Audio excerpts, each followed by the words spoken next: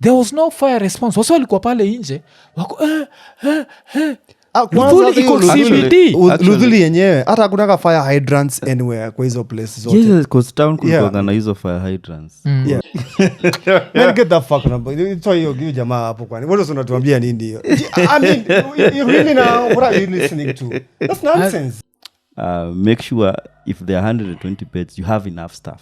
Because even SHA cannot work with a hospital that is understaffed. Yeah, man, that SHA thing, the little that I've able to, I mean, nimekuwa engage with the SHA fraternity and the employees and all that, the staff, whatever. That thing, man, is an avenue of making money for counties. This, she can end up being a PR nightmare. Yeah. Because if she's pushing it and it's not working for her, how is it going to work for the rest of us? Yeah. Give us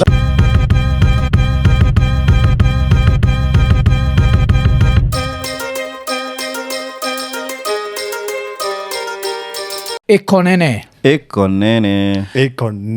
Episode 585 tukisema like, subscribe, hit the notification button, tell a friend to tell a friend, sindio? Yeah, na leo ni a very interesting day because hii episode 585 yes? Tuko tunafanya kuifanya na DJ Shiti, alafu DJ Shiti akaenda hapa ametukansolia, so tukaamua tulete Mobek because Mobek has also been known to be a shitty DJ, so so tuko na Mobek. Mobek, asante jo because ulibaki umefeeling Shiti iko ati because of something bad. It was like he got some new business that he needed to handle, and we are like, we can push it forward because just go get the money. Business first. Wacha tengeneza pesa ndio akuje kama amefurahi, because we also don't want like a unhappy DJ. But Mobek, umekwaje? Poa sana man. Umekuwa in Kenya for some time, eh? Yeah, I think from 8th. Yeah, from 8th of December. I'll be around and then paka end of February. Oh, end of Feb? Yep. Damn, kwani umeamua kuwa the real summer bunny, hakuna kurudi kwa na baridi? Baridi staki. But at the same time nilikuwa kutoka job I wasn't okay, by the way. I took a short-term disability sababu I wasn't feeling okay. Nilipata accident nakumbuka ile last year. Yeah. So it's been taking me here and there na nini, so I was like, let me just come to Nairobi too. In fact, I came to hospital. Yes. Hapa? Yeah, Nairobi hospital. So anasema medicine yetu ni nzuri hivi ama ni pesa ndio at least ni reason about hapa? It depends who's treating you and what they are putting on you na nini. So and then the fact that you have good insurance na kila kitu, they give you proper care and all that. The problem is that ni kwamba aje like who is attending you and what you are paying, everything is money at the end of the day. Yeah, so but unatumia insurance gani yako ya states ndio unatumia hapa? Yeah, states, yeah. Or ina cover everywhere? Insurance. Oh, ni global, eh? Yeah. That's good one cause so inamaanisha mtu akiwa na shida basi unaenda kuitumia China. Nilikuwa nacheki a certain video of China that was so interesting. It was a certain lady talking about an American lady kwanza. She was talking about how she was feeling some type of way. Alafu akaishia to a Chinese hospital. And ilikuwa interesting because MRI, naka yeye nilimpeleka kudu MRI hapa. I think did I tell you how much it cost? Was it like 18 Gs? 22 Gs or something. Yeah, it was expensive. Unajua in China I think alisema ni like 500 hizo za China, za Chinese. What are they called? Yuan. Chani on the yuan to Kenyan shilling pesa ngapi? But alikuwa ana compares yuan to Kenyan shilling, that's 18 bob. So it's like 9k in China. And it's fast. Alafu unajua China wana do like things in the air. So alikuwa anasema as an American when you go to Chinese hospitals una smile too. So, yeah, but this is what you need to know though. A lot of Kenyans when you go America say they come to Kenya for treatment. Yeah. Like unapata mtu akingia the first thing kuna appointments za meno, za macho, kununua like anachukua like 5 glasses nini. Because you're cool and expensive and all that. At the end of the day unaona kama out of pocket what you're supposed to pay is a lot kuliko hata hapa Kenya. Sasa fadhali you get a proper hospital na nini utibiwe na nini and that will be okay for you. Yeah. That's it. A lot of people are just using Kenya sana kwa more especially dentistry and optical. Yeah, man, it's so good. Even orthopedic and these are the other chronic diseases and ziko manageable. Because you see, US kuna shida moja. If you're in pain, like me, I was in pain. Getting an appointment to go to hospital, it was supposed to be like end of the month. Yes, and that means like I'm still very I'm in pain. Yes, nikiwa job. an appointment yangu iko 30th and I need this thing like tomorrow. I can't get it. Unaona? But I can come to Kenya and walk into a hospital with an appointment overnight. Yeah, so that's the beauty about it. But the problem here is now Kenya is using all these madawa na nini, referral to choose other countries in India na nini. But we have very nice doctors in this country. Yeah, okay. Okay, alafu pia see America, I think there's always the risk of pain meds. Yeah. Like where you might go, mse kama mimi vile tetaga juu ya my back, yes? Which I noticed food is very important, yes? And this is something I'd want to tell people. During this festive period, I was eating a lot of sugars. Yeah. And a lot of chapatis and what I didn't care. Nakumbuka. And I noticed that my back used to pain more than saa hizi. When I just decided, mwaka imeanza, let me just reduce all those. Yes. So that's one thing I've noticed. History also some foods are inflammatory. Is actually true. But now, kitu nikuwa naogopa nayo, because just apart from you, pia kuna boy wetu anaitwa Ndongo. Ndongo wanakuaga masaita za Ohio. Sikuzi pia uko Ohio. Yeah, Ohio. Unafaa kumit na Ndongo. Ndongo. Ndongo mara mingi sana. Yes. Yeah. So Ndongo. Siako Cincinnati, Ohio. Yes. Yeah. Ndongo pia alikuwa ameumia.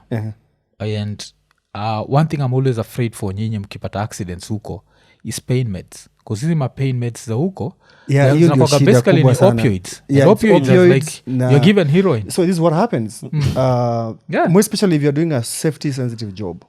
I think America is not the best place for you to go to hospital. Number one, una kama mimi nilifanyiwa lumbar puncture. Yes. So they were trying to run my nervous system, alafu they were not getting results, and then kutoka kwa mgongo wangu wakatoa hiyo fluid for that. Yes. And then I was having weird headaches and weird failed nervous system. And then napatiwa meds zingine. Hizi meds ukipewa, ukirudi job, ukifanyiwa drug screening test, unadunda na utakuwa out of job. Yes. Yeah. So what is the better thing?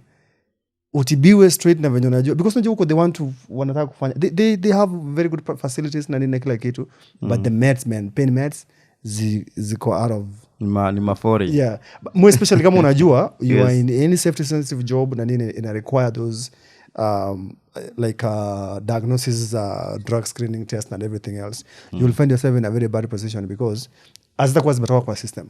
And then you want to be put out of work kama ufanye. That's why they recommend kama uko na job mzuri na nini, take a short term disability, get treated well, get done na nini. Na kila mtu kuna opportunity unajua.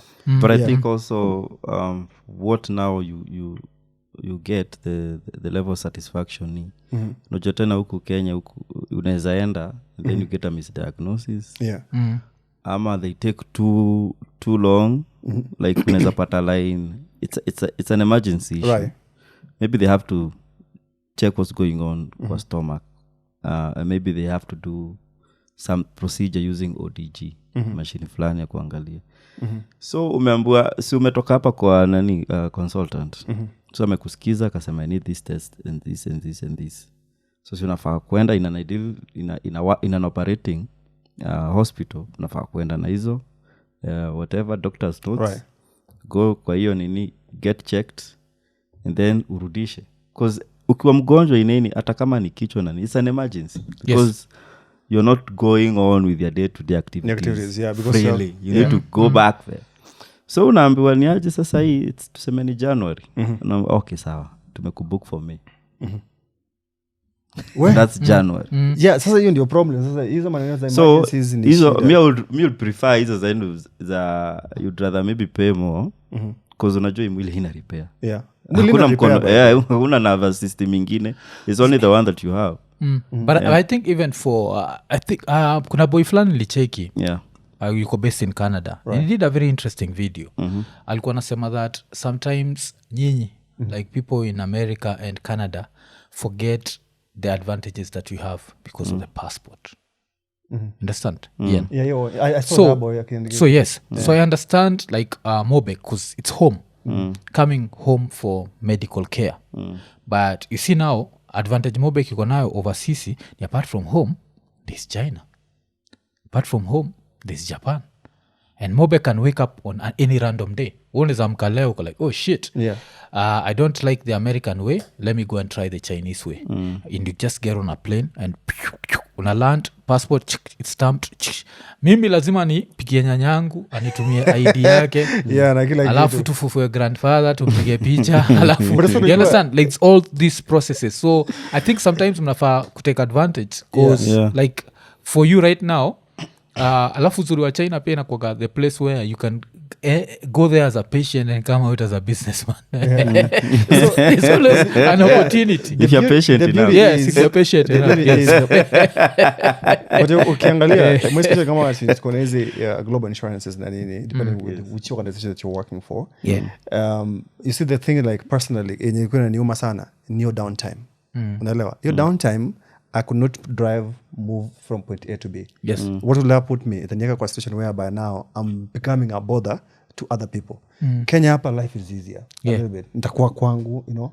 Nitakuwa hospitali, I'll move around, I'll do other things very well. Nikikuwa China, I'll be confined into one space so that I recover and then I come back and all that.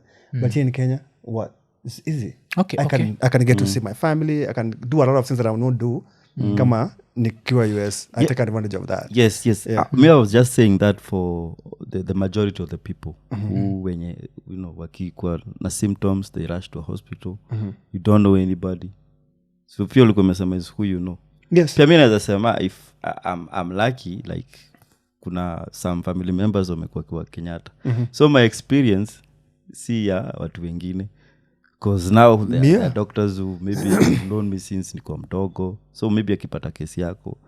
Ako like, oh, hey. But unaona these are hospitals that what in receiving thousands of patients in a day. And surprising. So if you have, kama unasema, if you have a doctor where yes, to be easier the for most you. But you also thing. feel for those people wenye who don't have that. They are referred from maybe Karai nini level 3, sijui wapi, Kachiniba, all over, because it takes people. Even some watu wengine East Africa wanakuchanga hapo. In fact, even in my so there are the experiences you feel for them. So like even in my procedure, it's even advantageous to the insurance. Do you know why? Kama ningefanyiwa procedure US, insurance yangu believe almost $110,000. Yeah. Unaona? But hapa even in the hospital, how much money did I pay? It's 1.8 million. Only. Nah, haiwezi kufeel anything. But so kwao, they were like, oh, that's good. Kuliko, hiyo pande lingine. And then now, kuna ile overcharge bado itakuja pande hapa. Sasa na hii part, I will not get an overcharge. And then sina downtime. Downtime niko nayo, I'm doing other things which can easily help me. Meeting people, meeting Mwaf, meeting you, doing other things na nini, while I'm recovering gently. Being at so home. you're part of your therapy. Yes, it's part of my therapy. US most zingine can be lonely. Hey. US is just something. Yeah. If you are sick, especially when you're sick. Because hata vile mpanga juu ya disability, wacha tubaki tumewisha quick recovery to boy wetu. Kuna boy wetu fulani nitangua Okelo. Anakuwa iko based maside za Scotland. George. Yes. Najua aliumia mkono. Yes, unajua he's a mechanical engineer. So yes, nakoga mechanical engineer. So you know they have to, unajua mechanical engineering in the first world, you are there. It's handiwork. You are mechanicing things there. So in the process anasema kuna mashini ilipata error. Kaba kimemcrash like mkono. Najua. But nani anakuaga boy wetu sana. He also has a podcast into a glass pod. So wekini sure me support boy wa nguvu sana man. Alafu yuwaga na story fulani ile hopefully one day atashare. Ni like it's a very interesting story about an encounter with one of Kenya's socialites. Such a dope story man, but he's not ready to share it. Like it's one of those stories that they're like, damn man. Oh yeah. Like but quick recovery to George. Alafu wase wabaki wamenini support Glasgow. Everyone who's watching us as well, because we assume everyone is okay, And then Shah disappointed me. to watch might be going through some stuff.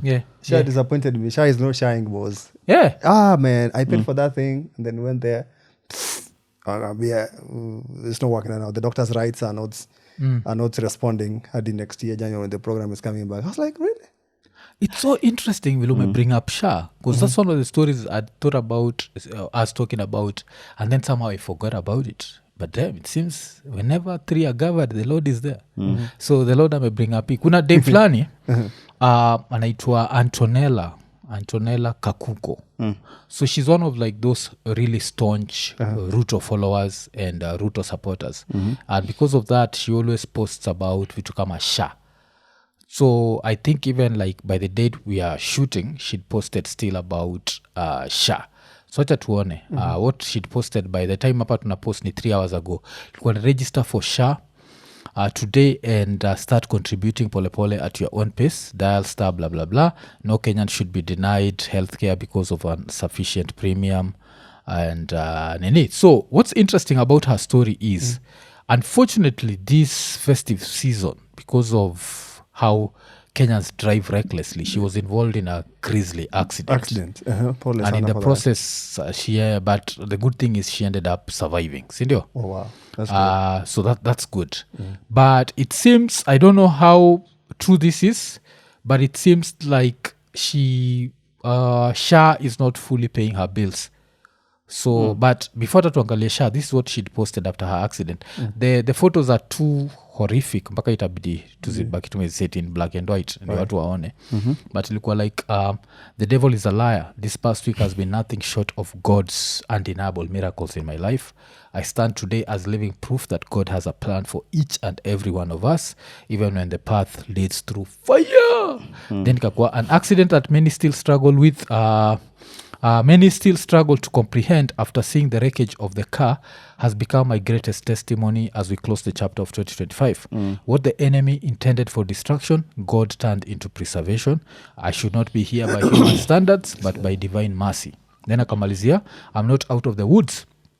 2 more surgeries await me on the 7th of January, and then the journey continues so that so does the pain, the healing, and the waiting. But I wake up breathing, I wake up with purpose, and that's everything. If you ever doubt that God still intervenes, let my life be the reminder. If you ever feel forgotten, let my survival speak.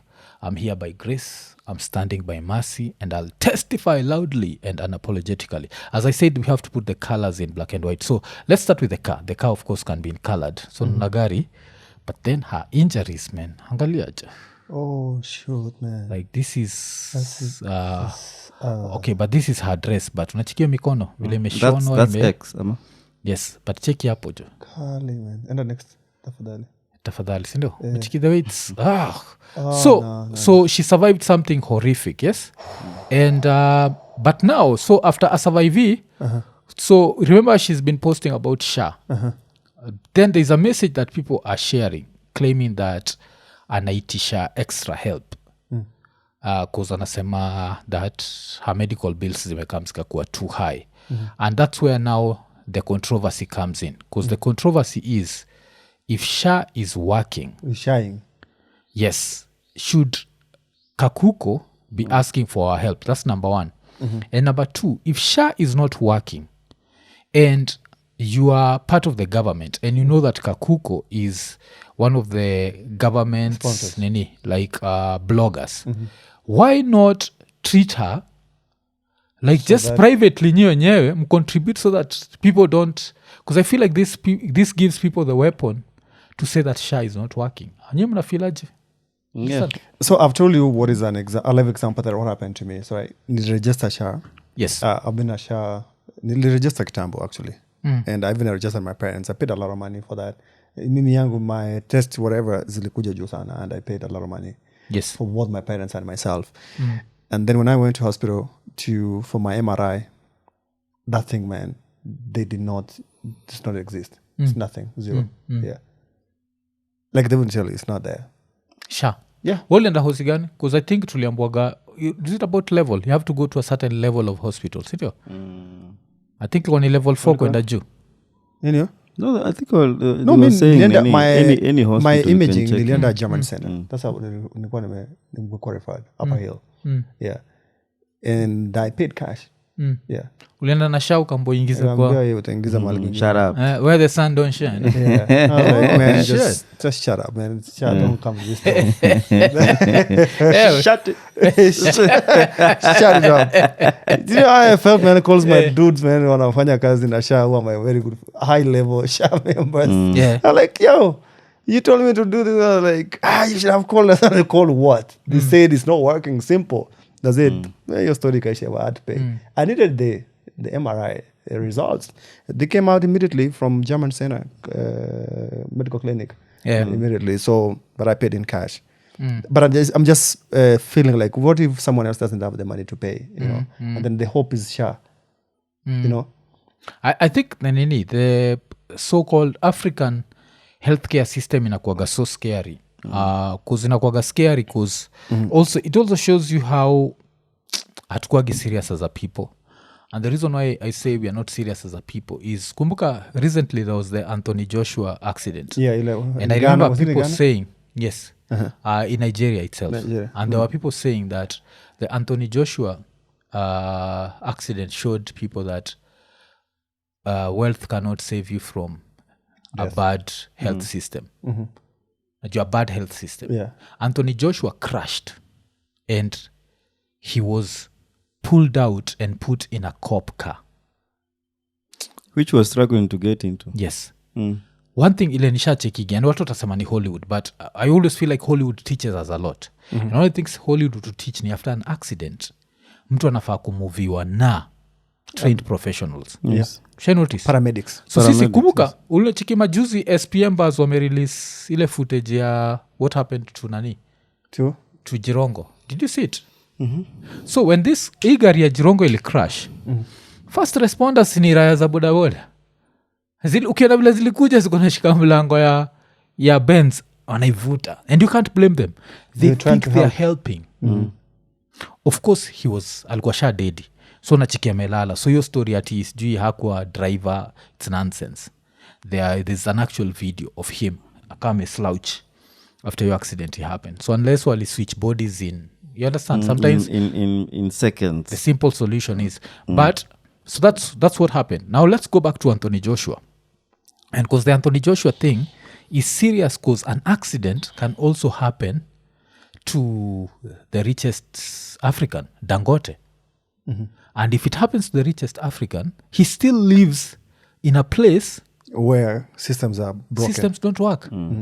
So this is the one thing I'll never understand about Africans. Like, why not have even one hospital that works? Yeah. Just one. Like hapa Kenya kunafaa kuwa na hosi moja ile everything is perfect. So yes, it's surrounded by incompetence and that's how it's supposed to be in every major county. So inafaa kuwa if this billionaire is in Kisumu and an accident happens, they can go to this specific hospital. If this happens, they can go to this specific. Because this even brings that back to story ya Raila. Remember when Raila had been flown out? Out of the country because it became an emergency. Why was Raila flown out? You understand? And what if he could have been saved here? I remember kuna mtu alituatia. Who was that who was telling us that? It's a Kenyan doctor. Ile mushinda nikimwenjua anafaa kuja hapa but atakagi he wants to stay private. But alinipatia go story akiniambia like some conditions, especially when they're that old, they'd rather be treated locally than you being flown out. But you see, if you do not believe in the system that you've created, you'll always fly people out. And sometimes you kuwapeleka out, either change of altitude and all that make their shit worse. Because SHA is trial and error. It's still in its trial and error phase. So one day it will work for you. Another day they won't. One day it will pay for your bed only. Like we had some issue with a family member. So we were admitting him. We were in the process of admitting him. And it was an emergency. Like, we needed blood. But sasa huwezi patiwa blood transfusion kwa reception. So pale wanaona, of course, physician wake amesema, admitiwe right now. So we go there, because now the system, gava imesema, like, facility inafaa kuwa na this amount of beds. So the fact that hiyo ndio inakuadmit, you're being admitted by the system. The system ndio inafaa kuangalia if there's an available bed for you. So the system ilikuwa inasema there are no beds, of which kwa ward there were very many beds. But the fact that ikikreatiwa tuseme there's a level 5 Baringo, level 4 hospital. Yes. SHA waki make sure they could have like 120 patients. But sasa SHA imekuwa like level 4 ni 60 beds. And you're admitted there. It's an emergency case. You won't be admitted. Oh. You won't be. You won't. Because sasa even ndio itaprompt even the payment system. So uko pale, they can't take you to the ward. you have patients casualty, Mm. and you're there like, I shida ni like if there's a bed like wanafaa like I don't know, just do something kwa hiyo irecognize hizi vitu zingine. So it's still I don't going think to I don't mess. think it was well thought with the good intention. It was thought ilikuwa poa, but now ukiangalia now, if you go back to the facilities, wange improve the facilities first, and then you bring this kind of system. So now it's like having high speed internet in a hut in Turkana. Well, I don't even have the gadgets to use those high speed internet. uko na high speed internet na So uko you na have mulika services in mwizi, wrong places. you know. Yeah. So uko like, I have to improve this fast, then we need electricity, we need sujui nini, Right. bring this vitu fast, then ndio niweze kuenjoy. So they should facilitate the hospitals first. They should equip them, make sure if there are 120 beds you have enough staff, because even SHA cannot work with a hospital that is understaffed. So Yeah, man, that SHA thing, the little that I've able to, I mean, nimekuwa engage with the SHA fraternity and the employees and all that, the staff, whatever. That thing, man, is an avenue of making money for counties. Yeah, that's it. Facilities and all that. There are places whereby that SHA works. Well, those places here, and we're saying it's just some shampoo procedure don't even exist. You know, I mean, like I had an opportunity to go through some records, and when I just found some stuff just working on there, they are like, man, we're only just doing this because it's very unfortunate that the Kenya that we're in this situation that we are in right now, but we can't even help it. So that's the same thing that I was saying the other day to Kogato. You know, the moment you have broken systems, we're going so deep into a lot of trouble than even what it is, because systems stays forever. Yes. If you create a system is supposed to stay there to benefit a person who's not even the president today. The person is supposed to come in the future, even your child who doesn't know what is happening. But if you have a broken system, today benefits someone else just for that day. What happens after that? You see, now someone is a governor somewhere who was whatever, this political state somewhere, they're benefiting it at the moment. But what will happen when this person is no longer there, the governor or whatever? He's going through the same system that he broke, right? But what if the created system is going to work for them, all of them, uniformly? You understand? The same way that you were saying, like, it's not the holiday stuff and all that. You're supposed to have any paramedics and all that. We have so many accidents in Kenya because we don't observe safety intrigues and everything else. And at the same time, we don't have facilities and services to take care of the situation that we've created ourselves. You see? But what if we had a system which is working? It could be painful, but it's going to stay forever and it's going to help a lot of people. So systems is the only thing which can help us. As much as we don't want them. Like, because it's us again who make this system very difficult. Sindio? Yes. Because we know what we're supposed to do, really, honestly. Us as Kenyans, we've been told this is the system that is going to work. We fund the system using our own money, taxes, and everything as it's collected from us. So we expect the system to serve us. But the system, there are people came up with it who didn't want it to work. They don't want it to work so that they can benefit, short-term benefits. But what's going to happen when you get old? Today, you are President Ruto is 50 years, 60 something, right? I think I'll turn 50. Yes. 10 years from now, he will be not a president, right? But his people will be suffering because of things that he created. So we don't have sufficient passion. Pressure. Yes. 10 years from now, you're going to be a president. Yeah. But look at it that way. 10 years from now, he won't be president, regardless. If he will, he will not be. That's the clear part, right? But guess what's going to happen? People will be suffering. People will be suffering. Watu watakuwa wanahangaika mbaya sana. Because like, atakuwa na benefit short term. And then tutakuwa hapa sisi wa Kenya sisi wenyewe tumekubaliki tunadili venye naendelea hivi, and then we'll be say praising this guy was okay. The same like what happened with the President Ruto. Sorry, Uhuru Kenyatta. Yes. Yeah. It's a broken system that you create, and it's going to be the way it is. Because the history of first responders, it's so important. And very important. And after the way I always look at all these things is they create jobs. You see, like, sometimes when I listen to Kelisa Kibonga juu ya Kenya and the reason why the black diaspora needs to invest in Kenya, one of the things that she likes saying is there's not a lot of stuff. That means that there's a lot of investment opportunities. Yes. First responders. Like, it's so... In a country where road accidents are this rampant. kunafaa kuwa na there has to be a certain distance where there's an ambulance najua so kunafaa kuwa kuna ambulance tu zile kazi yazo ni hiyo kufast respond.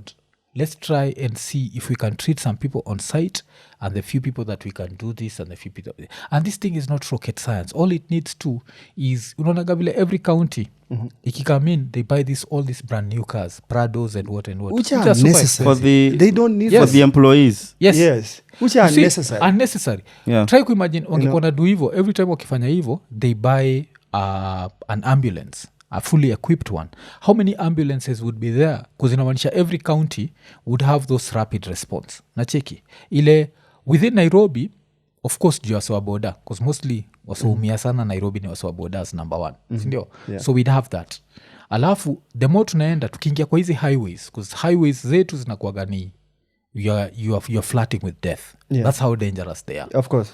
So since our highways are that dangerous there needs to be a certain level of from this level kuna hii because like even the president even the first daughter nicheki kuna time walikuwa wamepost na drive ni Bentley ama something like that some very expensive car if God forbid she's involved in an accident because accidents happen that's why they're called accidents how she won't get any special treatment. No. She'll still deal with the incompetent system. Of the and system the incompetent system which is existing. yes does not care how much money you have. Yeah. If they Even by can't the time treat- you have flown out of that place, you'll be dead. yes because the first thing ita happen first responders atakuwa ni watu wa boda and watu wa boda somehow not just watu wa boda Kenyans in general believe when an accident happens the first thing they should do is remove you from the car. Pull you out from the car. That's what We had so believe. was it Sikolia? Is Enoch it Sikolia. Enoch? Yes. Yeah. I think he's one of the most really shoot a lot of hours. Alikuwa anasema I think he also practices his first aid and alikuwa anasema there are some instances like if they pull you out na kujui of course vile unasema more you cannot blame them because the first ni nini kukutoa but there's a wanaweza kutoa mpaka you sustain more injuries. Yes wakuvunja spinal cord wanaweza kuvunja spinal cord wanaweza toa maybe kitu and then ikuwe ni excessive bleeding you die on your way to hospital ama hapo so I think the solution would be equipping every ward with an ambulance and an emergency response team. And those are jobs. Every and do you know we have ward. enough money. We We have have enough enough money. money ward. to invest in those things. We have enough money. Yes. The only things hufanyaga ni we invest in in wrong things. the wrong things. Najua everyone wants that brand new Prado which comes for like 24 million.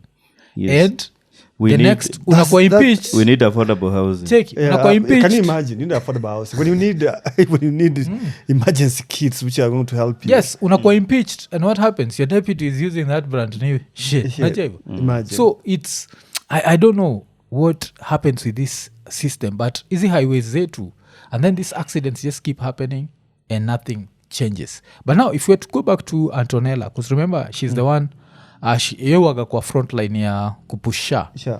so after doing that tell me if this makes sense. So badwaka this is now allegedly she's the one who wrote this. I looked for it kwa page yake sikuiona but ilikuwa ni warm greetings from Antonella Kakuko aka Nella. On 26th of December 2025 I was involved in a serious accident on Karen Road and sustained injuries to my right hand which suffered 4 fractures as well as head injuries. I was rushed to the Karen Hospital where I underwent emergency surgery. I'm currently recovering under close medical care at home. My right hand is fully immobilized with a drainage in place and I've been reporting to the hospital daily for physiotherapy and wound dressing, a process that will continue for at least 6 weeks after my upcoming surgeries. By God's grace, my condition is stable. However, I'm scheduled for 2 additional surgeries on 7th of January 2026 alongside ongoing specialized care which has become financially demanding. I humbly appeal for financial support to meet the cost of the surgeries and daily medical care. Any support, no matter how small, will be deeply appreciated. Then akaeka namba yake. Thank you for the prayers. Of course, it's good for wase kumsupport. But ukiona kitu kama hii and considering that she's a very big Poster girl supporter wa SHA, wa SHA. I feel like this is not even about her. This should be about the government stepping in and making lazima sure iwork. SHA imework for yeye even if it doesn't work for the rest of us. Does that make sense? That this she can end up being a PR nightmare because if she's pushing it and it's not working for her, how is it going to work for the rest of us? So that's very unfortunate, by the way, and that's what's happening to her. However, how I look at it is we have so many job opportunities through even these accidents. Our own problems can easily turn to be our own job creator and all that. Because there's something else that you may fail to mention. When these accidents happen, that's a job someone else could be created. In safety and safety management and security control, like more especially in the US, when you look at it like from a very different perspective, the way it works, the first responders just comes with the towing services and all that. Because right now, a car gets involved in an accident and is left at the scene of an accident. The onlookers stop, create traffic, impede traffic, and then they end up being in an accident. You find a car is in an accident and stays in the same location for almost a whole day. Like no one is coming to fix your car or nothing, no one is towing the vehicle. Because the moment an accident happens, you should be removed from the scene of accident so people put aside to clear way for the rest of the onlookers or passbyers or road users wengine watu wenye wako pale. But apparently you see what when an accident happens, people just come to swamp there, and the people who are driving from wherever place, they just come and just cause more accident into whatever that is already existing. Because vile umesema hivyo meni remind on when was it, by the time na shoot this is Wednesday, yes? So on Wednesday morning like kama 2 a.m. nilijipata nikiwa Mombasa Road and nachiki hii roundabout ya Kenyatta ni Nyayo Stadium. Kulikuwa na BMW hapo juja. So I think mtu alikanyaga mafuta akajipata juu.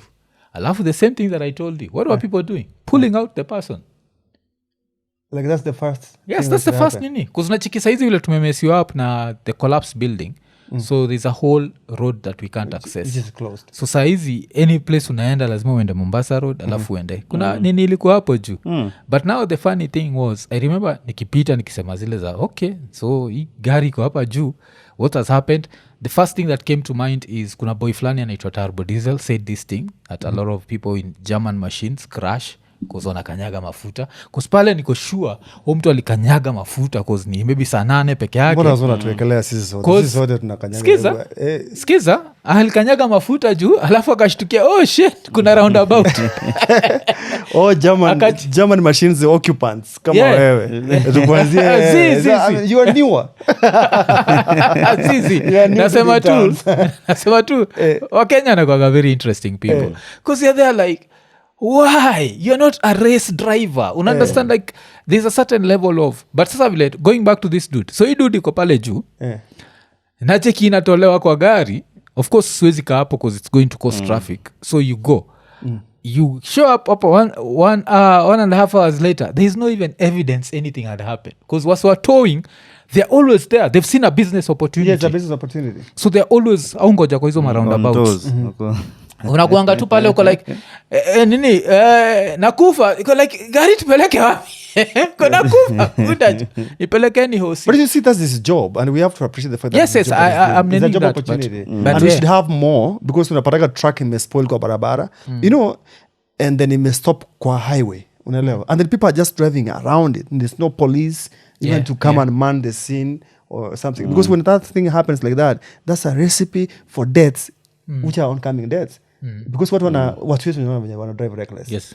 Unaona your first aid it's not even a very complex a course or something. It's not si unaenda kufanya because they make sure they make sure wanakufikisha kwa a facility in a sustained condition awaiting further test ama nini. They make sure you arrive safely and alive.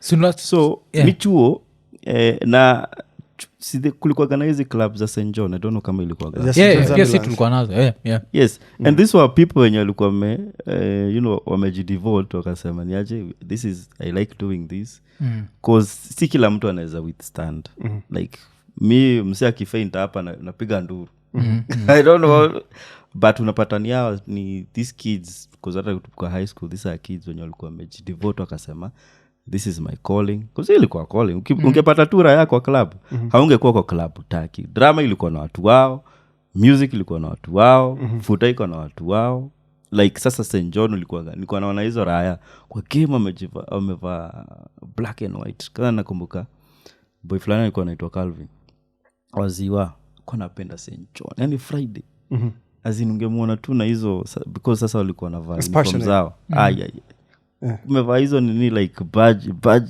hizo badges zinaona ilimuona Chan akiduya like that's good. That's good. So vile Kelly's going back to Kelly's, there's still much that needs to be done. Yes. So this is something job opportunities, man. Because he looks from the American eye. Induct he knows them. how it is. Induct them. As in wakitoka hapa, just make sure you give them kama umekuwa active nini, maybe St John inaweza kurecommend to hospitals, you get certification. And now ile kitu imebaki for governments ni just to equip. Alafu je vile umesema hivyo, it goes back to like moja musemaga. Yeah. That Sakaja has such an iconic, yani such a whatever moment ama opportunity that I don't think you ujuaga. Yes, such a rare opportunity. Like you have presidential ambitions. The governorship is the best audition for. Is auditioning. Yeah, exactly. Wacha tuangalie vile tumebonga emergency response. We have 17 wards in Nairobi, sindio? Yeah. How many? 85 wards, yes? We have 85 wards. We have 17 constituencies. Maybe equipping all 85 wards is impossible. Let's equip the 17 constituencies, sindio? Yes. Now we have 17 ambulances. We have 17 what. Let's start with that. Alafu vile tumebonga juu emergency response. The first thing that inafaa kuhappen, mtu afai kutolewa kwa gari. Unachikio kitu, nikuwa naisema nikicheka, but it's actually not funny. Msevile alifly, akajipata pale kwa flyover. The first thing is the car on fire? No. So we don't need to move him. Emergency response wakuje, au ndio nafaa kumove. So the fact that nawambia like after 1.5 hours you would not have known anything happened there is actually also not a good thing. Cause inafaa kuwa very gradual. Hii accident imehappen, wacha wasewa emergency wakuje wamtoe pole but vile nakwambia msali wanapuliwa. And you know how Kenyans do, you're there like kwa nini unamtoa kwa gari ndio mpeleke kwa baridi itamsaidia na nini? Gari haiko on fire. If the car is on fire I understand, najua because this is guaranteed death if there is no way to put out the fire. But tunafaa, so these are the things we're supposed to look at. Then tukiangalia gari kama ya nani anaitwa nani Ubuda, the same thing Jirongo. Ukiona that footage you can see wasona pull mlango hivi. Ukiona hizo countries zingine, the first thing he's not been declared dead, sindio? So tunafaa kumwacha pale, alafu pale wasu kuja wanakata notice au kataga gari so that when they are moving you they are moving you more. Wana move gari, wana kumove vizuri kabisa. So in case umesurvive, so all these are opportunities. But these people, and this is the reason why PMU have a problem with Kenyatta. When ni babi unapenda magari and you still leave a country as incompetent as the rest of us, who don't unajua like you've tested nini soft life in a country where systems work. Yes. And there's a way huku ni kwako, there's a way unatakaga. Unajua sasa watu wengi na mababi ni you know, they put boundaries na nini because wanataka I want my bread buttered this way. And you're now in charge. You should show us how the bread is buttered. We should enjoy like zile vitu because alienda majuu sijui akiwa mtoi nini. We don't even know about St. Mary's akiwa akaenda maybe UK. Kurudi saa UK yako yuko in charge. Unajua sasa ndio bado tunasema aje kuna kitu Andrew Kibe alisema and I think I just resonate with it so in very many ways. Unajua Andrew Kibe alisema Kenya sisi tunaongozwa na villages. Because unajua hatuwezi kublame sasa tuseme kama Ruto amegrow Sugoi. Unaelewa? So exposure yake na nini na the rest of the world ameiona sisi pia tukishaiona. Unaelewa? Ni ujanja wake tawa hapa na kuvurugana na kukaa na watu nyuma ya watu na nini. Silisema unakaa nyuma ya Jirongo pole alafu unajipanga sio? Alijipanga akajipata mahali pake. So agenda yake ilikuwa hakuja kukusaidia because hajaona kitu yote pia. Another question comes, if today you give kama Ruto is a billionaire, ask yourself where does he spend his money? You know, like questions like those. Lakini baadhi kama Uhuru anaspend pesa yake wapi? Is this the same place where Ruto spends? So kitu fani ni nowadays because I think African leaders always have this perception in their head that they need to wear expensive stuff. But that's the only way mtu anaweza spend yodo. Ajui mali pengine anaweza spend yodo. Yes. So WSR anavanga SR, Stefano Ricci. That's all he wears. And I guess pia ni WSR wears Stefano Ricci. Unajua? William wears. Yeah. So ndio nakuuliza expenditure yake hata ukiangalia mwafu nikuulize. Just look at Ruto, look at Oscar Sudi, look at Murkomen, look at this bunch of people. Such a tribal list. No, I'm only just saying it's the people that are there. You saw Mudavadi there ndio tangu. What are it kidogo? Throw in bad. Just nikuulize. Patia Mudavadi sasa kama kuna 1 billion, si ndio? Anaenda kuspend wapi? Kama koti yenyewe kuvalia koti nataka kumwangusha kama masikio ya ndovu. So I mean, like even that decency, like where do you spend the money, like what it is, like just make me understand. Kibe was very accurate in that statement kusema sisi tunaongozwa na lakini sasa pia tutasema although sasa sijika Johnson Sakaja is a villager kuna kuagana ile picha yake ya Johnson Koech yuko kaka villager fulani but I think hizi vitu pia inakuaga ni being a visionary and admiring other countries. Exactly. One of the things, I saw a video of an Australian and that Australian was in Shenzhen and alifanya nataka kuvisit Shenzhen because alikuwa anasema ametoka Australia anasema China is leapfrogging us. China, watu wanasema China is living in 2100 while the rest of the world is yuko kukonyoma. And not just China, of course pia Asia in general. There's some Japan is actually the one that's being left behind. But China, South Korea, they're doing ridiculous shit. They're in a whole other whatever. And you look at that and now you're like, sour. The best thing about Africa is you're dealing with a canvas. And you can paint this canvas the best way that you know how. If I'm Sakaja, the last thing that I'm thinking about is mobile studios. Kama wewe ni msanii and you can't figure it out for yourself in the age of the internet, maybe it just wasn't meant to be. Najua, you don't need Sakaja's help. But you know who needs Sakaja's help? That kid in the neighborhood who can't get a job but can be a very good garbage collector. Garbage collection jobs, those are pensionable jobs. Cleaning roads. It's a pensionable job. That's a pensionable job, you see. And we treat this, we leave this for cartels. Like how does that work? This should be a county function. So the county should be collecting garbage. Create jobs. Sindio? We are creating jobs. Watu wana collect. The county should be having emergency response. Those are jobs. And is emergency response in a come to even fire fighting. Yes. What happened on Tuesday? There was a fire in Luthuli Avenue. Luthuli Avenue, yes.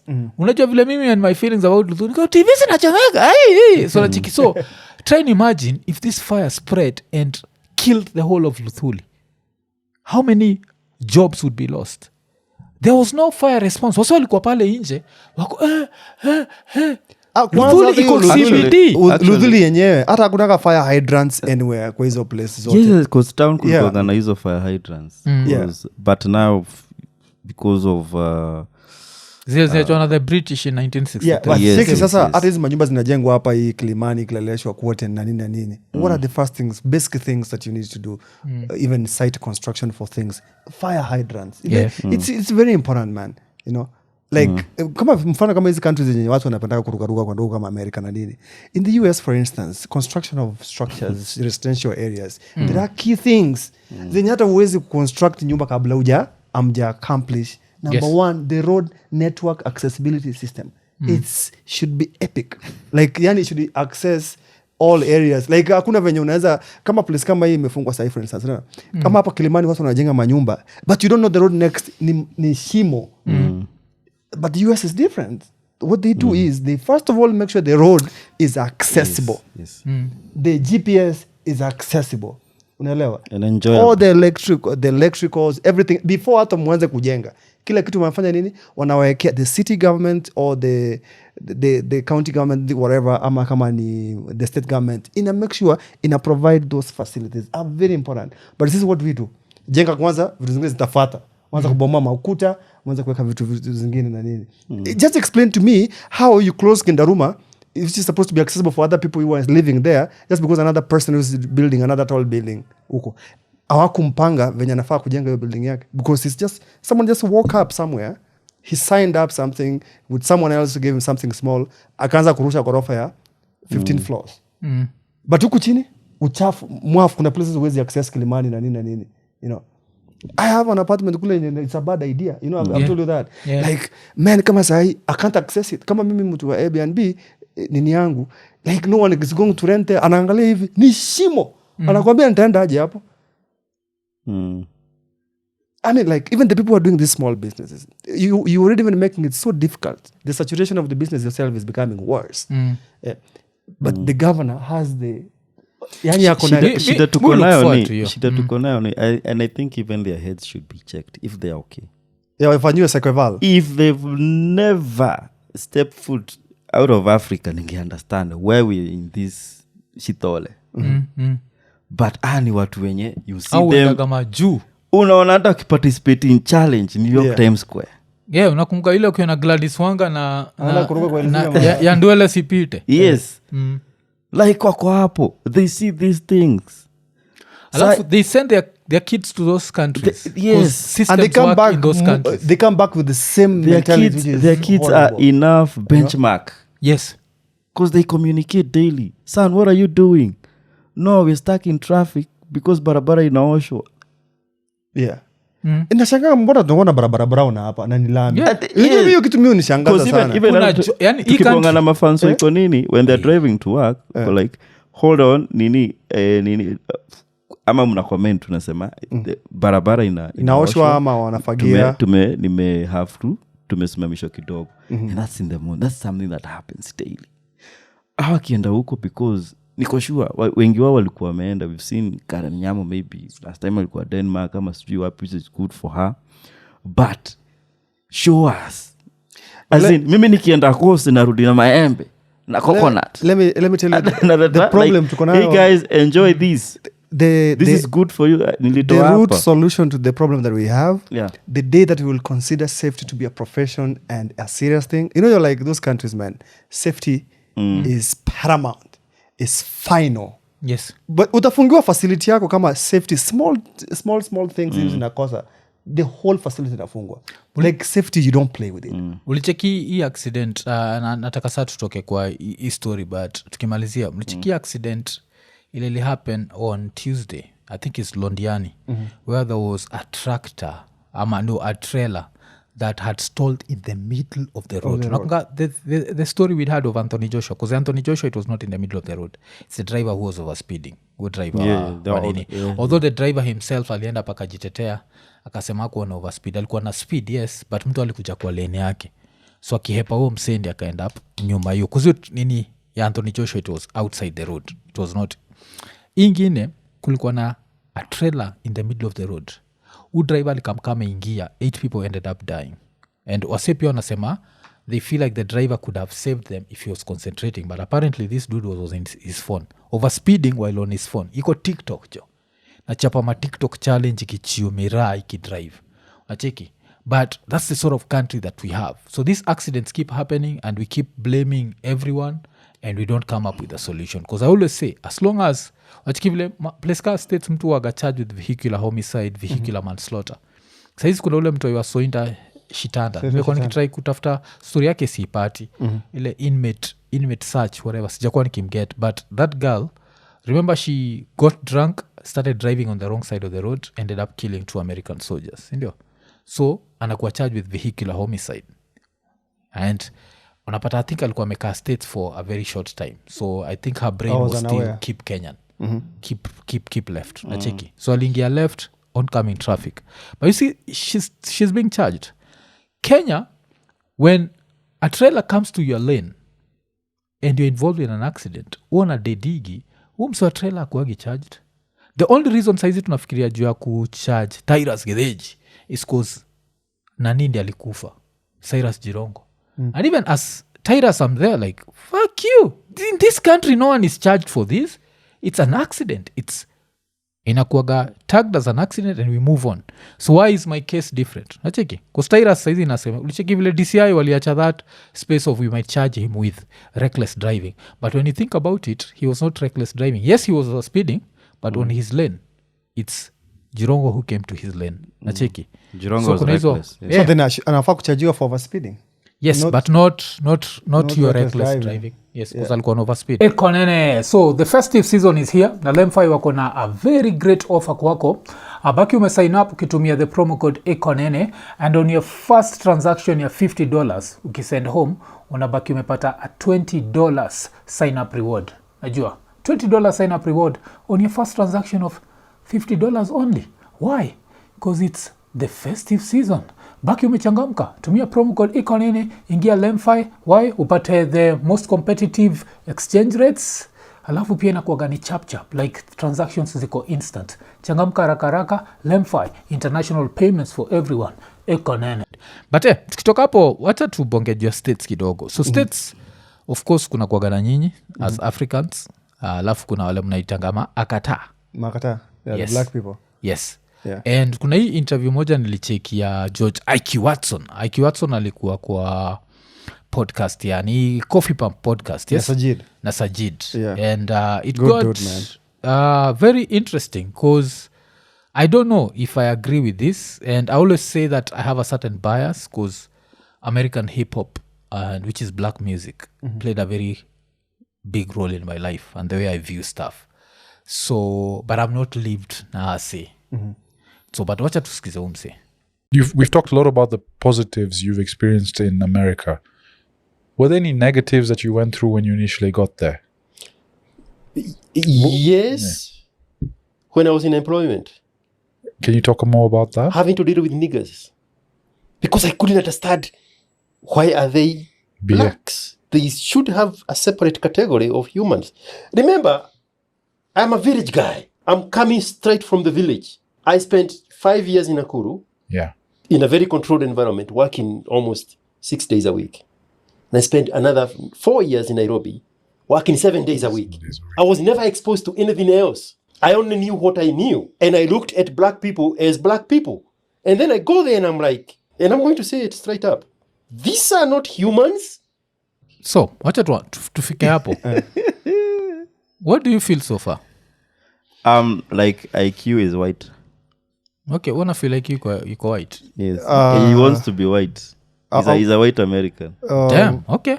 Yes. That's the most. Niggas. Let me tell you, that's the most accurate statement. Yeah, Mesema. You're claiming to be. I'm gonna say IQ. Where does he stay? Texas. IQ uko Texas, Wapi? Texas, yes. Austin, Texas. Yes, Austin, yes. George lives in Texas. His IQ iko Nakuru village. And depending when he went there, you see, there are people who go to America and they don't get exposed to themselves to the black community. You might misconstrue the way they are because you don't have the details on how they get there. You can say things from the American eye, from the white American eye, like Yes. what IQ is saying. But this deeps, if you go deep, like what has happened with these black people and all that, this is mtu kama IQ. He has never gone to Alabama. He's never gone to Louisiana. He's never gone to Georgia. I would say this clearly because he would not say the same things that he's saying. What people went through. If you go to Alabama, people were lynched. People went through a lot of atrocities. And those atrocities are still living. It's not too long ago. It's just like about like a 70, 80, like 100 years ago. That's not Yes. too long ago. Civil rights ilikuwa Yes, civil rights was- 1965. Yes. I think up until 68. So it's less than 60 years Less ago. than 60 years ago. That's like age ya Ruto, sindio? Yes. Like people are still living with those atrocities. People watu walizaliwa na nini. And those things are still living there. You know, you can just say those things from the white American eye and the deep white American eye. Because not all white people look at it the same way. There are people going through the same things. You go to Selma, Alabama, you'll see the way people are lynched. You see how the houses, those things, everything else is still there, left those like that, the tombstones and all that. When you get a minute, whatever with your editor, just to zoom in what happened in Selma, Alabama, you see all those tombstones with people written names out there, people who died. I can share some photos with you by the because I have them. Okay. You never look at those people differently. And the same moment is when you engage with these people, you see how they went through with their life. There are people who are sober and there are people who are using the advantage of the same way. The same way like we have Gen Zs over here who have no clue whatsoever what we've gone through with this generation. You understand? So there is that part. So I think when Ike Watson is saying, is only saying from a very selective point of view. Okay. Yeah. There are people who have made it. There are people who want to make what other people have made. Jay-Z made it, P. Diddy made it, and these other people made it in terms of music. Most black young men and women, they want to fill that gap because they knew that's the only level of success that they could not compete with the white person. You see, they get into sports. And when they get into sports, because they are so talented and they never got an opportunity for them to go to school properly, they came up with another system whereby, like, you must have the GPA grades and all that. So now another thing that thing again now put other people out. You understand? Because there are people who are talented, but they're not good in classwork. You see? So always join NBA, always join NFL. Yeah, always join NBA, always join Nini. And at the same time, always join ukona crime, ukona nini. There are so many things which are stopping you. And again, as a black person, I mean, you know, this one thing maybe I've come to accept. As a black person, a white person doesn't look at you the same way. I work with them. But there's no day I'll assume. They are very decent people the way they look at it, things. Okay? But the black person, and you are more especially as an African, you should shut your hair up, man. Like, Okay, it got interesting because it got interesting. It got very interesting huko mbele. Like horrifying. Unajua zile uko like damn. And IQ, jo, nimekuwa nikireach out kwako, tuko tumesikizana unakuja podcast, alafu ukani ghost, ukaanza kuni blue tick. unafaa kumleta tuketi na yeye pamoja IQ, jo, ni aje jo. sindio? Inaweza kuwa interesting. Bring your vibe. I mean, let yangu what I know what he knows. Okay, yeah. Because ama mekusave this nigga. Wacha tuendelee. They belong to a totally different category that has morphed into something that is no longer traditional human. And it's them now telling us. There was a woman on video on X today saying that in the future, she would not want her son to marry a black woman because she took her child to a park. The child was sitting in the back seat. I took my son to a water park. And the way the black women were acting there, like animals, she is black. She qualifies to say it. Wacha to get hapo and before tuendelee, this one on things inaweza sema and this is as an African looking in. Kuna vitu zingine ile mucheki giki hapa in Black America and I don't agree with it. Nacheki. Sikuage agree with the fact that I believe any form of disrespect has to be solved through violence. I've never understood that. I've never understood you're walking around through life being super angry. So I understand that. I've also understand like ukienda kwa hizi parks unawezaona wakido some really bullshit like you're dumb shit. That's accurate. So, yes. What he's saying is very accurate. Yes, It can get worse. So kuna zile vitu na understand. But the minute wewe as a black person umeanza kusema that these people should not even be categorized as humans. Exactly. That's a problem right there. That's when I start looking at you. I'm there like, this is because you have maybe 15 white friends and you think that they are happy, especially in a red state like Texas. They're tolerating you. You can't say anything like that. I mean, like, here's more of what I'll say.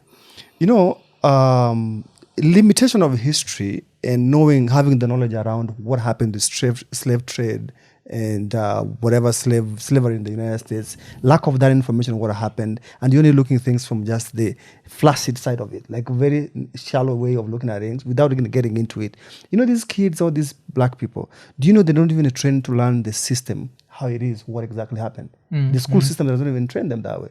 A black person, more especially Americans, they don't even know where Africa is. I mean, you know that for a fact. You've seen this in the videos, very simple challenges and all that. Yes. But as I mean, I don't know why IQ would say that. He has his own reasons. You know, he could be having like a way that he lives. That's a very simplistic of looking at things, like that. Because we have people have suffered. Yes. You find a family whereby like the whole family of every black man in that family is in prison, and it's the system just created that way. The prison is made for black people. The incarceration and all that. I don't know why you look at it as a black person driving in America and all that. A police officer pulls you over. He has an accent. He doesn't have trouble with you. Yes. But the moment he hears a black man and all that, is immediately in trouble. But people forget about that. Profiling. Profiling. The black people are trained to know, like, every day that you see a white man, the first thing that you need to do, put your hands on the wheel. Yes, dashboard. Where on the dashboard, make where sure they can see your hands all the time. Hands on the track. Like, do you know what is that? You know, you've IQ Watson has looked at this thing from a very simplistic point of view. Yeah, and again, maybe he has only looked at it from the things which bore him. alafu Something he unajua didn't pia about him. I think pia Chris Rock aliduigile joke ya there is black people and there is niggers. Yeah. You have to understand that I always don't like when we take a whole group of people and we put them in In one the same box. category, in one box. Because people are very different, nacheki, and people are individuals. And is there a lot of people, black people in jail? Yes, there is. But the true stats is there are more white people in jail than black people. It's just that percentage-wise, Yeah, the it's a percentage bigger wise. percentage of black people are in jail than each other. yeah. But crimes zinakwaga committed the same. Alafu the same crime for a black person might mean a sentence, for a white person might mean parole. Nacheki. So kuna Ama hiyo rehabilitation. element ya Yes. white privilege. But another thing pia ile nataka tubonge juu yake ni one thing I admire as Africans is we know how to behave kama wageni. And I think sometimes we mistake yo behave kama wageni to not being victims. Wacha tuendelee. You are 12. 12 She said, to in the 13 future, years I will old. never want my son to associate with my kind. These are no longer humans. They have morphed into something that is no longer human. We should give them a separate category. Right? Yeah. So when I was exposed to those people, I was like, wait a minute. What is happening here? What is this shallowness? What is this pettiness? What is this victimhood? Why is it's always somebody else's mistake? Why is it that there's nothing you can do to make yourself better in the greatest country in planet Earth as the most privileged black human ever known to humanity? And hiyo ndio kitu nikuwa natrai kuput across and I'd want you to ama wacha tuanze nawe. What's your opinion on that? What's your opinion on black Americans being victims? What's your opinion on that? You know, you are using a wrong Au kuwa na term. You're saying victimhood. being, That's why nimeput. yeah, they are victims. They are victims of circumstances or whatever that has happened. And as I've said a while ago, there are people who are already dwelling in that crime thing and taking advantage of the system and making out of it because they're already victims. They want to take out of it. America is a great country. Yes. You can make out of it if you so want, if you so wish.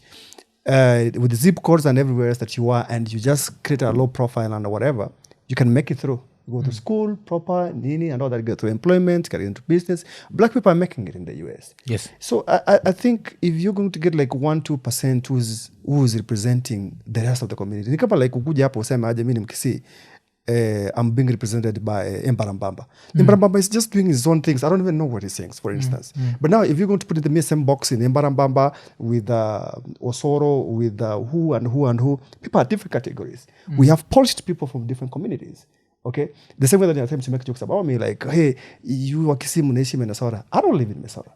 I was Minneapolis or whatever. Yes. I don't live there. Not because I'm not a Kisii. I'm a Kisii. But I think differently. The way I do my things is differently. I found myself in a different state and all that. Like Kini, trying to dehumanize black community just because of whatever that has happened with the atrocities and all that. Do you know how it feels when someone is pulled away? Who is your parents in your broad daylight?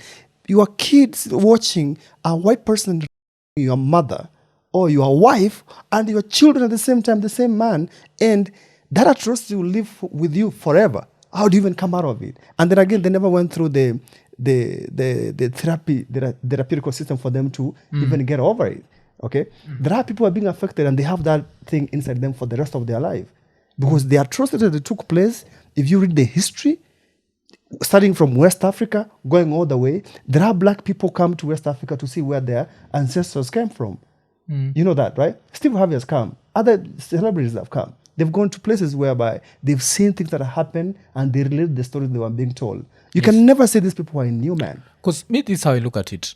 If I'm coming from Africa, so me nitaangalia life yangu hivi. I'm someone who came from, in quotes, a poor background, yes? So I know poverty at its highest level. I know what it means to go hungry. If I go to America, number one, I'm an African. Number two, I'm a visitor. What I've been told since I was a child is that I should never complain nikifika place kama if I'm a visitor.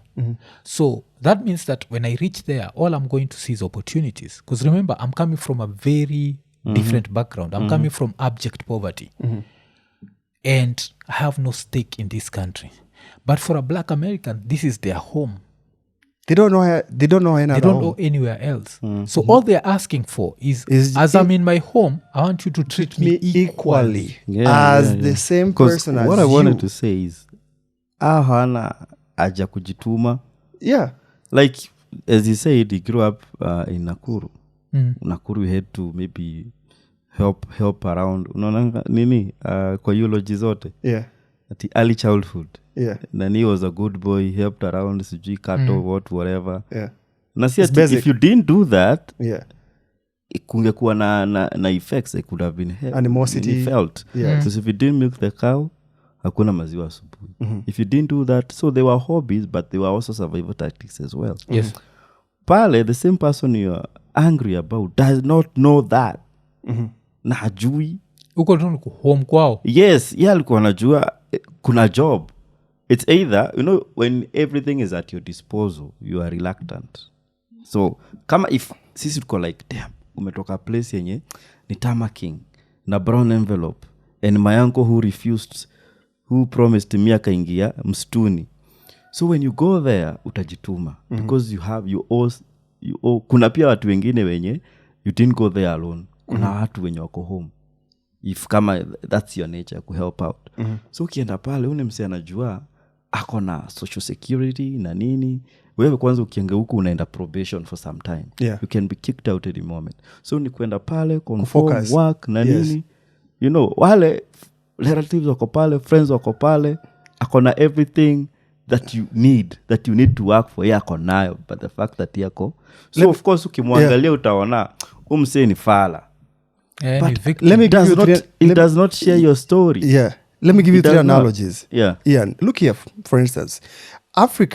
East Africa, Kenya, Nairobi is one of the high-end countries. Yes. We have people from Burundi, Rwanda, and all that who wanajituma, who cuts our hair, who sell coffee. You can't sell coffee. Yes. Because it's not your thing. Anauza coffee na vile viko ndogo. But kuna watu wanasema wanachukua job zao. Living the Kenyan dream. You understand? And Nairobi dream. Yes, they live in the Nairobi dream. Yes.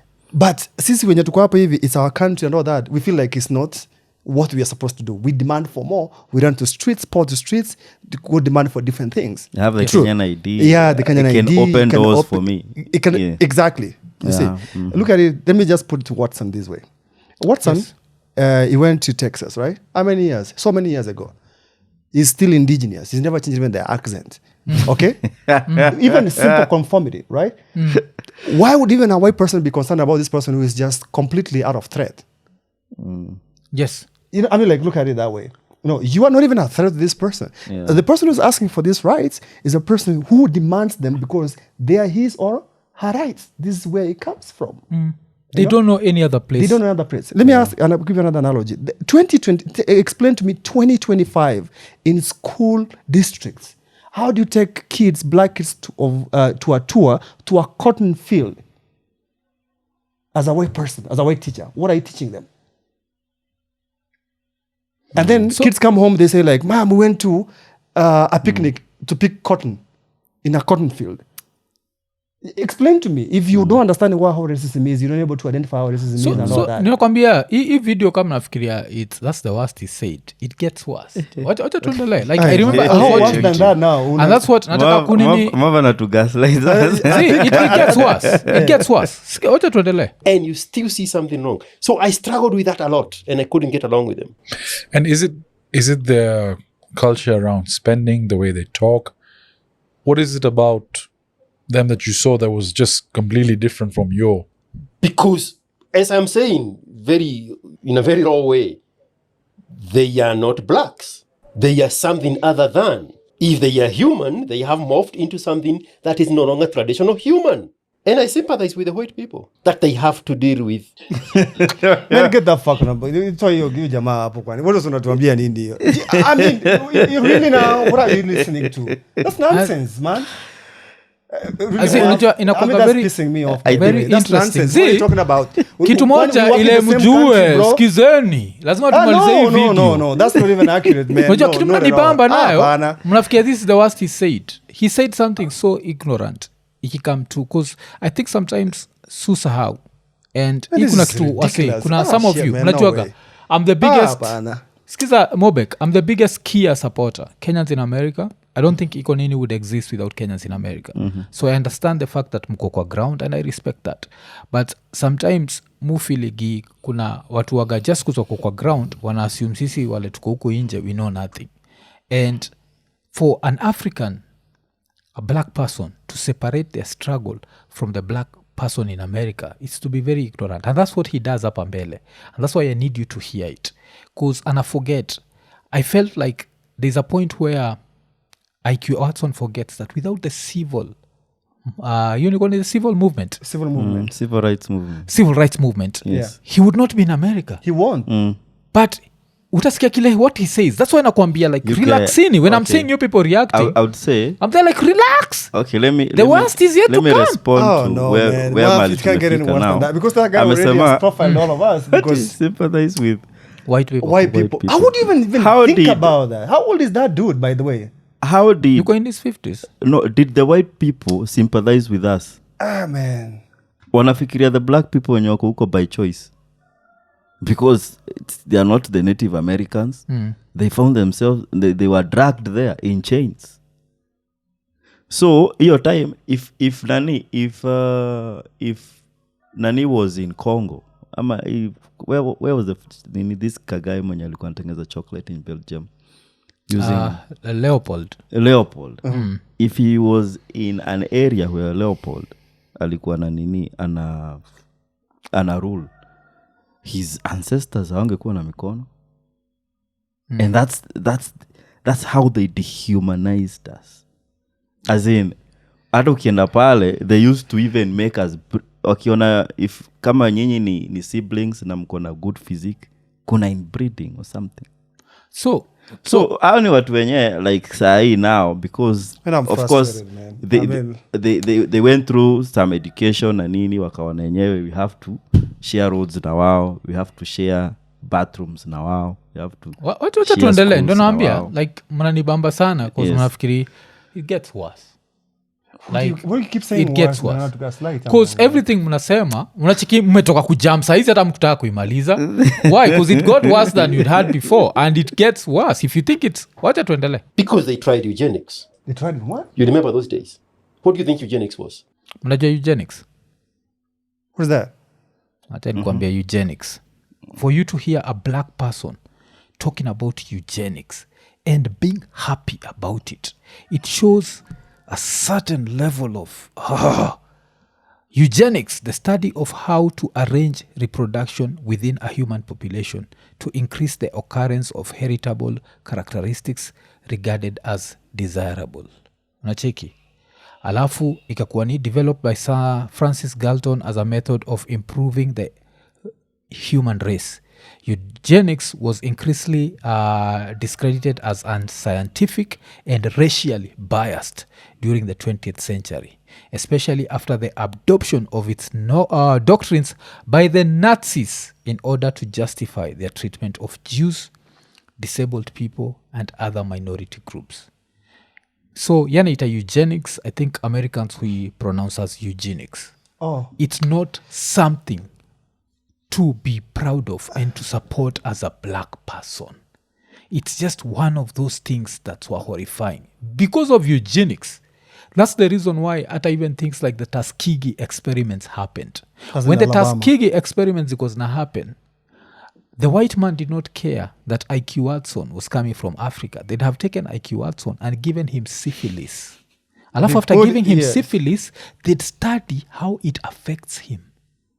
So huyu atapatiwa syphilis waone mpaka vile atakufa, alafu huyu mwingine apatiwe syphilis waone what if wampatie hii drug, how does that react? Alafu huyu apatiwe syphilis alafu aongezwe another strain of syphilis alafu waone these are humans, these are black people and you as a black African who's gone there because their fathers and their grandfathers did something that your fathers and grandfathers didn't do in Kenya, and that's fight for their rights mpaka ifike level where they are being treated as human.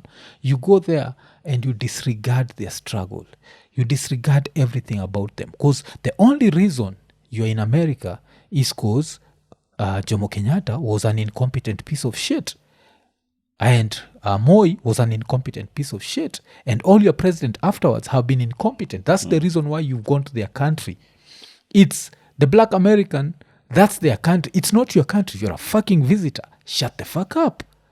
Even if you see them doing that, they are home. Hawezi enda kwa nyumba ya mtu uanze kumwambia na misbehave kwake. That's their house. And for you to support eugenics, fuck man, like. And I don't think I want to talk about that. Like this guy is limited even to the way history. we just started. Nilikuwa nasema nimsee, I even pity akienda uchakwao, because now his problem is not even race. His problem ni kuona, I think he himself as a person, he has a problem. And this might not occur to, anaona tu watu weusi wenye maybe hawana chances kama zake. They are not human enough. Because unajua unaweza tell, he has an issue on specifically black people. They are Hispanics also. Uko, sindio? There's a Latinos na nini. Na behavior yao na wengine si ati ni different. Because wow, they are, of course, kuna level of ignorance na nini. So, if you specifically ni black people being alive in America. At home, wow. At home, wow. There are black people in nini. Would he say the same thing in UK? What black people? I think he would if he saw the knife crime in London. Alafu on a few black people involved, because knife crime in London it's both white and blacks. You'll always and don't forget when you're trying to please white people. Kazi gani as well? I don't know, man. He's a businessman and he's successful at it. So, and I think that's what we do when we become successful. We start looking down upon other people who are not successful. But not all of us, man. No. I'm saying like sometimes it's a human some flaw. Where sometimes when you become successful, you start feeling like other people are not working hard enough. That's when you come up with bullshit like we all have 24 hours. Nasikia hizo vitu zile waso usemaga. Where You all have 24 hours. Yes, What are you you'll using the always time? hear me nikisema kitu kama like a lot of people forget that success And has luck. an element of luck. Najua. But wacha tuendelee. Like I need you people to listen. I mean, when slavery failed, they tried eugenics. Sikia. But I know it's so much civil rights and so much rights for everybody. They can no longer control this low-level spoiled gene pool of humans from multiplying. So when eugenics failed, and let me know when I ran out of the space, when eugenics failed, they legalized abortion to curtail their growth. Everything the white man has done in America is to keep this thing from morphing into anything that we see now other than human. Even if that has moved This in here. thing. You guys, he's this thing. He's talking about himself. Amebonga jua eugenics, umesikia amebonga jua civil rights. So according to him, civil rights hazikuwa zinafaa kuwa. And without civil rights, he'd not been in America. So watu ni bambaga sana. Without civil rights, the successful business he has, he'd not have. Without civil rights, most probably he lives in a white neighborhood. He'd not be living in that white neighborhood. When you look at all these things, and yeah, so this was IQ. And IQ Watson sometimes, unajua, I don't know if he does this just to rile people up, because unajua Kibe pia ufanyaga vitu ku rile people up. I don't know if he does that. I don't know if he actually believes in this, where you can look at your fellow black people and call them things. You understand? And so I don't know. If you had to ask me, did he do this just to get a reaction? Yeah, I really, don't know. You already got me Because into it my goes nerves to too, extremes. so- You could feel the pain. You can feel the pain, the disgust that he has talking to. You know, the only thing which about will such happen here people. is very simple, Muaf. Bring that dude here, let's sit here. Let us say his words, let me say mine. Because both we come from America. Different times, we went there, different times, different seasons. We do different things and all that. What ntatry Let's say- kumget IQ Yeah, kwanza because kuja he's- kwa what live he's saying- akikuja kwa live niza kuwa interesting because we can Because interact no, yeye live na hata- other Kenyans in the The other diaspora. Kenyans, We we're can gonna have put him this down. So we can have this half conversation and try and see where it goes, because I think it's very sad to dismiss other people's struggles. I don't like, kuna vile nilikuwa nasema kuna saa zingine muangaliaga the black American male especially, and kuna vitu mufi like anaweza fanya better. The same way muangaliaga the African male, naona kuna vitu tunaweza do better, especially hygiene. Like we won't say anything, but kuna time ile tumeenda pahali na Ian and we had to use Febreze. asante unajua ndio uliintroduce to Fabrice jo acha ni shake mkono wako jo I don't know watu wa Fabrice wangekuwa Kenya wanafaa kunitumia jo Fabrice ilituokolea Fabrice Moga. Fabrice ilituokolea already pissed off na hiki ya watu na nikicheka na hisi hapa design nyingine but you see that's the one thing like when you hear I've had a rapper say funky like Africans in Africa nacheki and this was not just a rapper ilikuwa member of De La Soul nacheki the way I love De La Soul and I felt disrespected until I'm back here home and I hug I feel it need dab a dude and my nose is going wild nacheki so we can't say that there's any level of human who's figured out something we are all trying to get it's a there process alafu it's cultural alafu Right.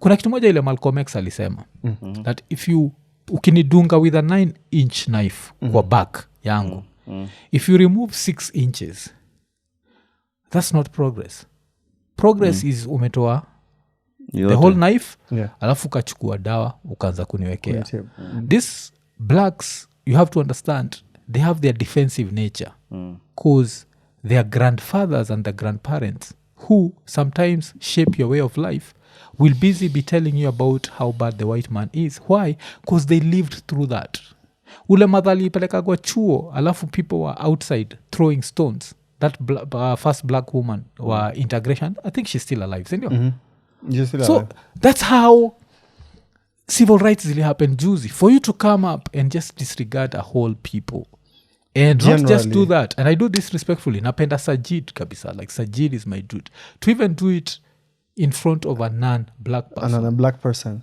shows it how looks much you how less you feel about yourself ukona chiki Sajid face yake alikuwa nashindwa how should he react because he's seeing a black man I mean I can't blame him because you see it's us who like putting ourselves out there you throw you pour yourself you pour your ignorance and you're limited to knowledge what is happening around the world you think like just one singular way of looking at things is the best is everyone else is looking at it that way there are people and I'll tell you more as I don't think for the length of time this guy has stayed in the United States I don't think he has traveled enough or he has stayed enough with people of color for them to understand deeply what he's not going to Chicago see what happens why some part of the city is horrible and another part of the city is not he has not gone to Birmingham Alabama which now has been taken over by the white people back again because they moved out because the black community was growing just to take away from the taxes the mayor or whatever we have different places in here and there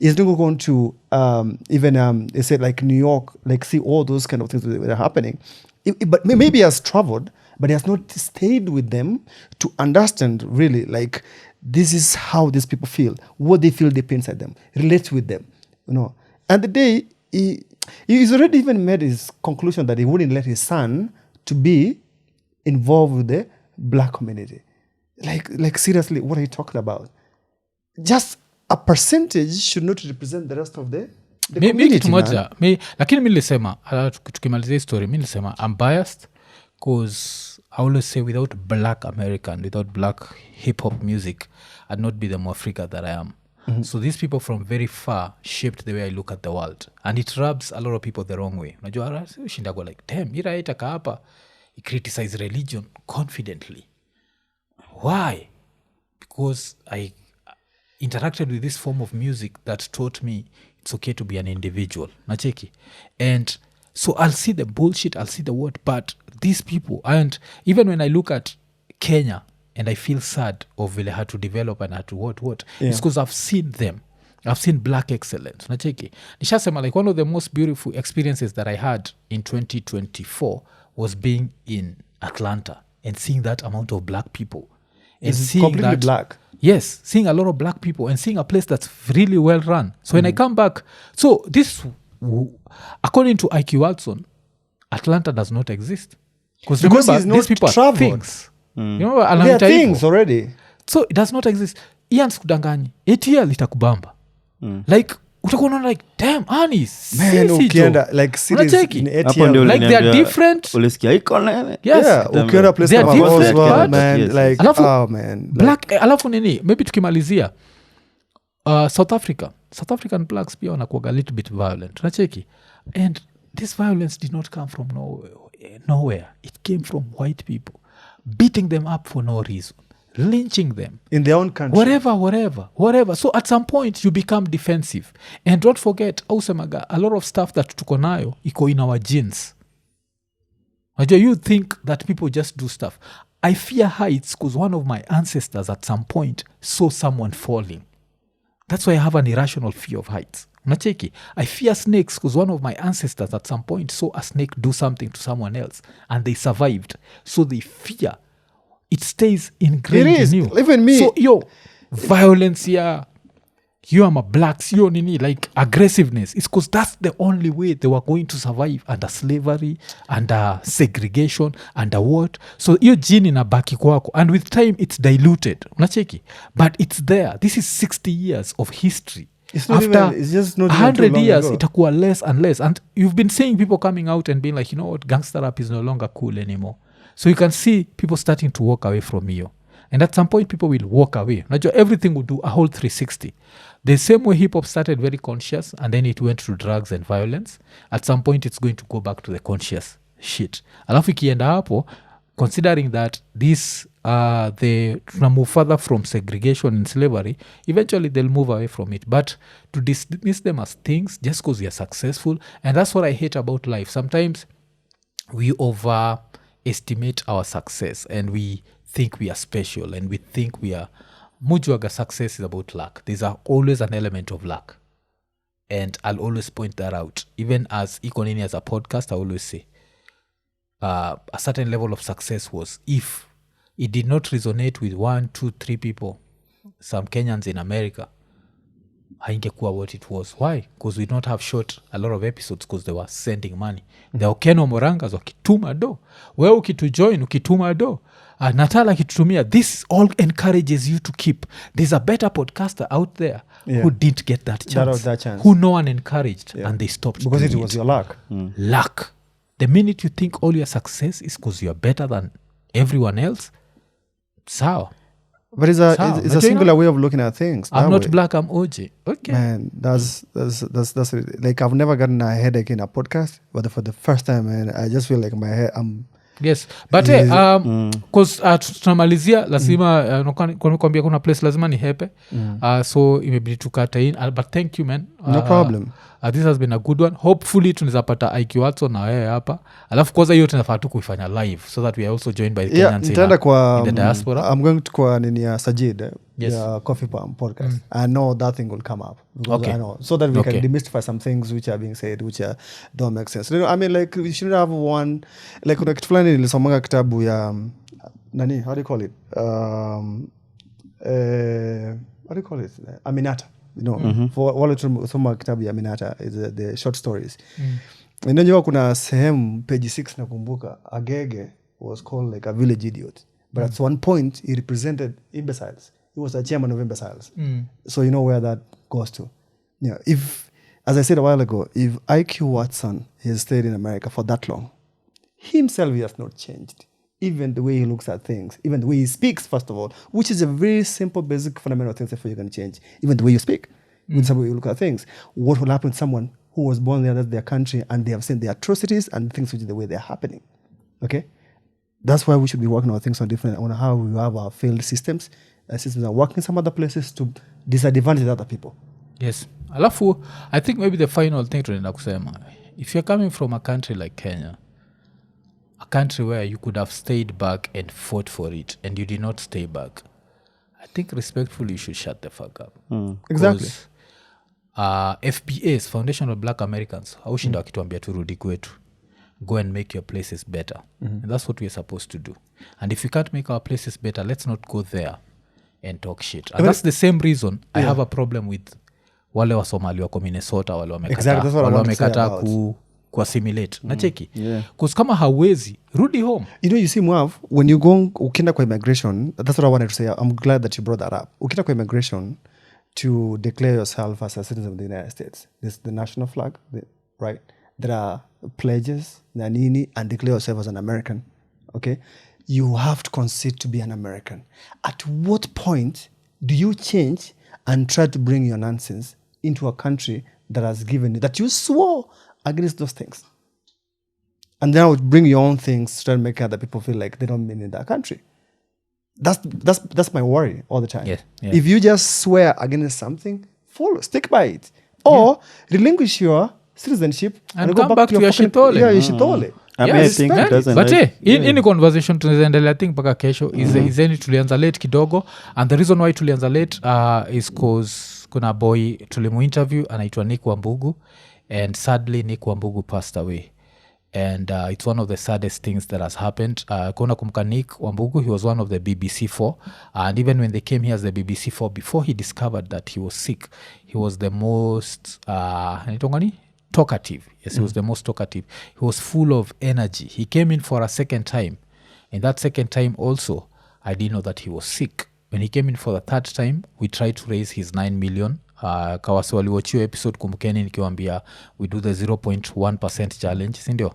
And but still with that we were not able to save him. So rest in peace to Nick Wambugu, and hopefully we learn from him that this life thing is super fragile. yes, it's not guaranteed. And tomorrow is not guaranteed. Yes. By the time you're watching this, we'd hosted him on let me see, I think It was December yes, December. 20 So something. I'm not. because by the time wasana wachi, it's like 3 weeks ago ndio tulikuwa na yeye, and for this to have happened to him, and like it's so sad, man. And yeah, kwa watu wakuwatch your episode, we posted it on 17th of December. Okay. Yes, so we are with him, I think, on the 16th 16th of December. December, yes. Iko the people shall. And yeah, man, like that's one of the saddest things ile nimesikia leo. And all I can say is rest in peace to Nick Wambugu. And he was that guy. Yeah. Jua, he knew how to express himself. And kona shindwa ni nani, kwa hii picha tunashare, he's the guy dressed in yellow, seated next to Ian. So yes, rest in peace to Nick Wambugu. And that's how tunamalizia episode 585. Sindio? Yeah. Iko Nini. Iko Nini. Iko Nini.